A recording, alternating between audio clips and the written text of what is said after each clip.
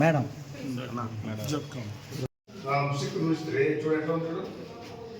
చూడవే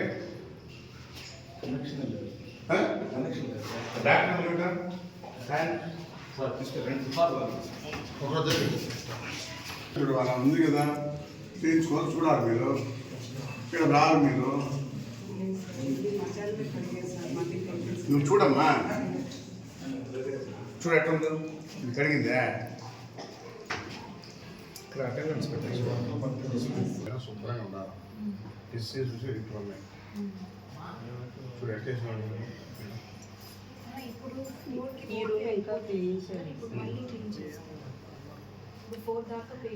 అంటే ఈరోజు మా బయట ఈరోజు కాదు కదా 70-80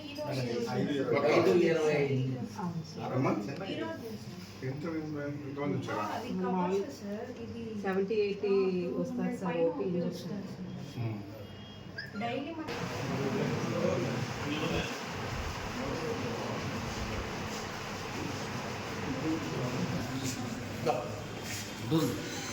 బాత్రూమ్ డోస్ అందరూ పోవద్దులే అందరూ పోయిస్తాం నా ఫోటో తీయ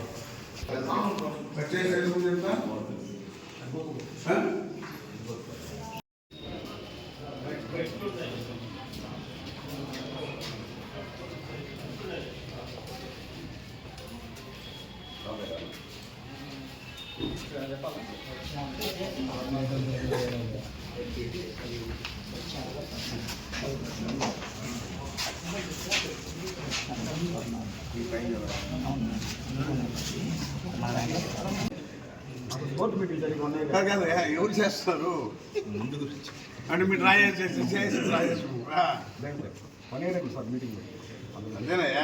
డ్రా చేయలేదా సరే చెప్పు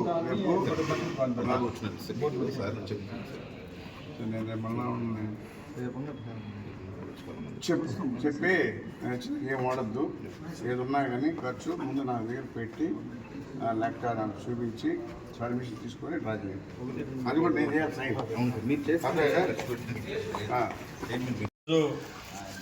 స్వచ్ఛాంధ్ర స్వర్ణాంధ్రంలో భాగంగా ఈరోజు మన ప్రభుత్వ హాస్పిటల్ తనిఖీ చేయడం జరిగింది. అన్నీ కూడా తనిఖీ చేశాం. ఎమర్జెన్సీ వార్డు,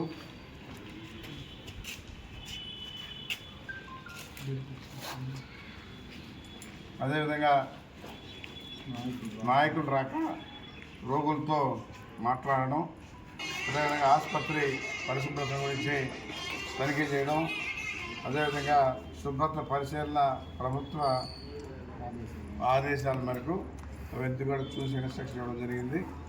కొన్ని చిన్న పొరపాట్లు ఉన్నాయి, అవన్నీ కూడా సరిచేసి రోగులకి మంచి వైద్యం ఇచ్చి, ఎందుకంటే గత ప్రభుత్వంలో ఉన్నటువంటి వాళ్ళు ఎప్పుడు కూడా ప్రభుత్వ హాస్పిటల్కి మెడిసిన్ సప్లై చేయడం కానీ అలాంటివి ఏమీ లేవు.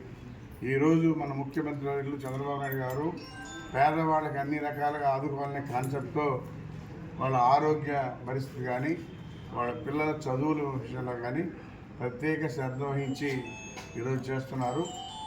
ప్రతి హాస్పిటల్ కూడా ప్రభుత్వం ద్వారానే అన్ని మెడిసిన్స్ ఇవ్వడం, ఎమర్జెన్సీగా ఏవైతే కావాలో అవన్నీ ఇవ్వడం, మరి ఇంకా కూడా హార్ట్ స్ట్రోక్ కూడా హార్ట్ స్ట్రోక్ కూడా ఇంజక్షన్లు కూడా ఈరోజు మన ప్రభుత్వ హాస్పిటల్లో పెట్టాం. గతంలో లేవు. ఎంత ఎక్కడికో పోయి తిరుపతికో నెల్లూరుకో బొమ్మనేవాళ్ళు, మధ్యలో అక్కడ దాకా పోలేక కూడా కొంతమంది మరణించేవారు. అలాంటి పరిస్థితి కాకుండా ఎమర్జెన్సీగా అన్ని రకాలుగా ఈరోజు ప్రభుత్వ హాస్పిటల్లో ఆదుకునే విధంగా ప్రైవేట్ కన్నా కూడా ఈరోజు ప్రభుత్వ హాస్పిటల్లో పేదలకు మంచి సేవ చేయాలనే కాన్సెప్ట్తో మన ముఖ్యమంత్రులు అన్ని రకాలుగా అన్ని అందిస్తామని చెప్పి తెలియజేస్తాను. అదేవిధంగా డయాలసిస్ సెంటర్ కూడా శాంక్షన్ చేయించాను. అది కూడా త్వరలోనే పెట్టి ప్రారంభించబోతాం. ఎందుకంటే నిన్న కూడా మంచిని కలిసాం, మన వచ్చే ముందు కూడా శాంక్షన్ అయ్యింది. ఏజెన్సీ వాడికి ఇచ్చినారు, ఏజెన్సీ వాడికి పెడతారు.